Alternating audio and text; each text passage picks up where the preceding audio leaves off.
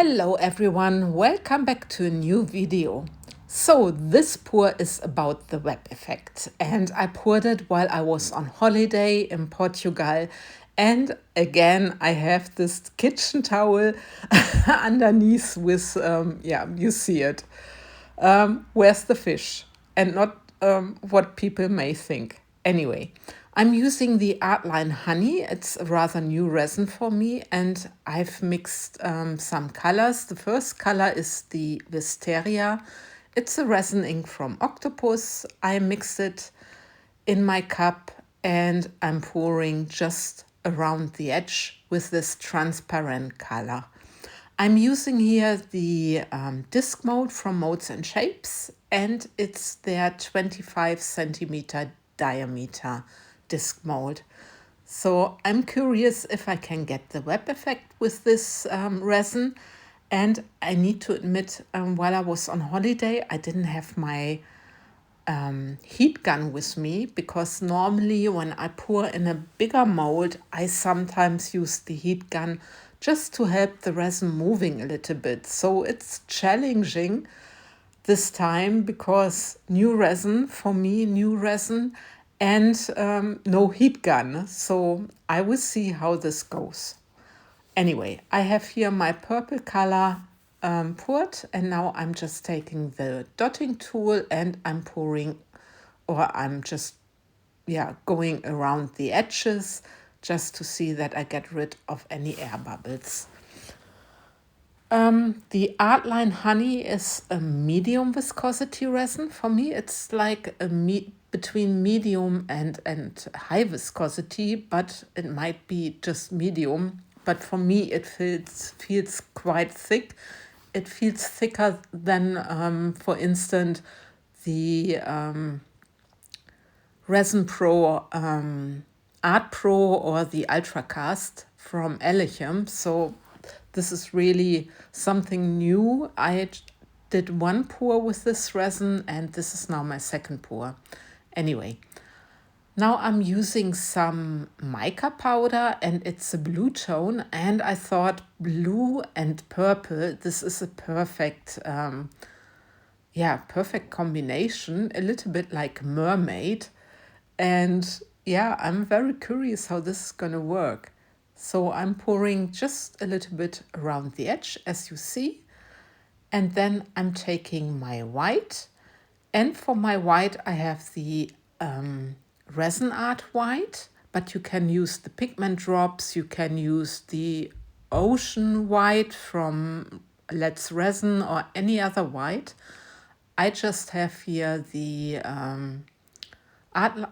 the ResinArt white, and I'm using this. And somehow, I don't know why, the resin doesn't really smoothly go out of my cup. I don't know if it's resin, I don't know if it's the pigment, I have no idea, but I still hope I can achieve some nice effects. Now I'm using my clear resin, and I'm just filling up with what I have left in my cup. So I mixed round about 350 grams of resin in total. And I think, if I remember correctly, for every color, except from the Wisteria, from the purple color, I mixed 50 grams. From the purple color, I only mixed round about 30 grams. And the rest I used for my clear resin. But this mold, like I said, it's 25 centimeters, and it's filled like half full. I didn't want to make it too thick, but you will see later that I needed to make it thicker anyway. What I forgot to tell you, I also have a little bit of the interference blue. It's a interference color Petra's Bunte Glitzerwelt bought for me at Temus. And there I also mix round about 30 grams, so not too much. And I'm using this to go around the edges as well.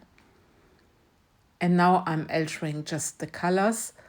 I'm sorry if my video is a little bit chaotic, but We just came home from shopping and we've seen a terrible bicycle accident. Luckily, there were already people helping, and we just could turn the car and go further. There were enough people there, but it was shocking seeing this because a motorcycle and a normal cycle just bumped into each other, and I'm a little bit in shock about this. But anyway, I hope that those people, that nothing happened to them, but it didn't look good. Anyway, going back to my video, and now you know why I'm a little bit maybe confused with everything. But let's go back to the video, and you see that I'm altering the colors. And as I said, I was on holiday, and the table was not quite level, which you can see later, how the resin is moving and how it's pulling towards the center. You see that the table is not quite level, but I think for the end result and for what I will be doing, it's not as bad. Anyway, so I have all my colors in there. It looks a little bit messy there in my mold, but anyway, I have here charms, and they have all, I have a seashell, I have a turtle, and let's have a look for the last one. I cannot remember right now what I used, but I'm very carefully put them into the mold. Unfortunately, I didn't have any alcohol with me on holiday either, so I'm very careful that I'm not having too much air bubbles by putting them in there. Normally I would spray them and then place them into the center, but let's have a look. Yeah, there I still have some resin in my cup, so I could put resin on top of them so they would not stick out. But I still need to look what is the third charm which I used. I cannot remember. Oh God, shame on me. But yeah, these things are happening, I guess, when I do my German voiceover in a second. It will be much more fluent because then I know what I've used. But I think I also needed to trim this little ring from the charm. That's why I'm now off camera while I'm gone, which I've done. And I have the sea star. Yes, I have the sea star. So now I remember what I used. Anyway, I hope you have mercy with me a little bit. So I placed them into the center. I thought it matches well with the colors I've used and with the theme I've used. And yeah, after I've placed my resin, I will put you on a little time lapse so you can see how the resin was moving and what's happening. So anyway, I also added some glass stones in the center, and you see the resin is moving, but it's moving very, very slowly. I actually forwarded this video by 100, and you see how slow it was moving. I guess if I would have a heat gun, it would have been different, but now I needed to let the resin do whatever it needed to do. And then, you see the center didn't close, and I was very, very unhappy. And then I had the idea, why not using some foil and do a little bit this, how do you say this effect? Like this, I don't know, how do you call it? Like an icy effect, like, you know what I mean, like the velvet effect, or however you want to call it.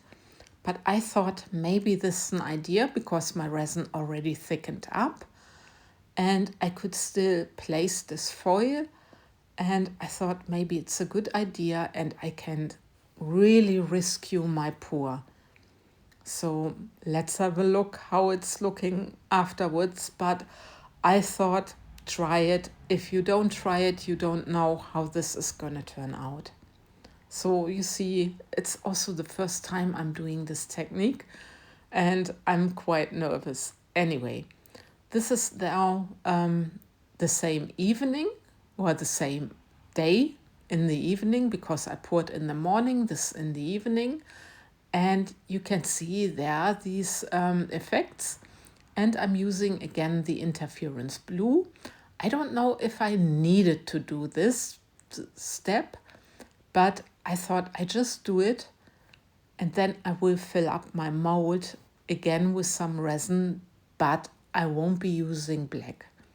So this is the next step I'm going to show you in a second after I've brushed my interference blue in the center of this mold. Yeah, it looks a little bit orthodox, but like I said, I was not on my I was not at my home. I was not pouring at home, so you have to see that with the items I've taken with me, and there were not so many, I needed to see what can I do, how can I save something. So anyway, I mixed up some resin. I put in some interference blue, and then I wanted to make the shade a little bit darker. You will see it in a second, but first I need to really stir this interference blue very well. And then I have the wisteria again, the purple color, and I'm just going with 2 or 3 drops. And look what amazing color you achieve then. And I really love this color. And I thought this is perfect for my background. So I didn't use black or anything. I just thought use this color. Therefore, I don't know if it made sense that I brushed my my icy effect, or however you want to call it, I don't know, or the velvet effect, but maybe it made sense, I don't know. But anyway, now I have this amazing color, and look, it's beautiful with the interference blue and the purple color. I really love this. So I just take care that this is gonna cure now, and this is the next day, not the next morning, because my resin needed to cure really 24 hours. And I'm so curious. So I can take it out of the mold, and it's either a winner or a loser. I will see. So yeah, this is always something, you don't know, because it didn't work out how I wanted it to work out. And then, I needed to see how's this gonna look like, what I've done. So let's have a look. And look at this. I know the center is not like equally, that the web effect didn't move like I wanted it to move, but look at this effect. And I think it doesn't look too artificial. I'm very happy with this pour. And look, because of the interference color, how bright this is. And it's really like mermaid. And this is now the final result. And it's really like the turtle and the seashell and the starfish. Starfish? Yeah. A floating, inside inside a sea. That's what I'm thinking. And yeah, I just wonder what you think, if you like this pour. I mean, it was an accidental pour, but I think I'm gonna work on this again and try to make it more equally. And I really think the web effect leads into a sea. Well, I'm curious what you are thinking. Anyway, with this, I love and leave you. I thank you for watching, and take care, guys. Bye bye.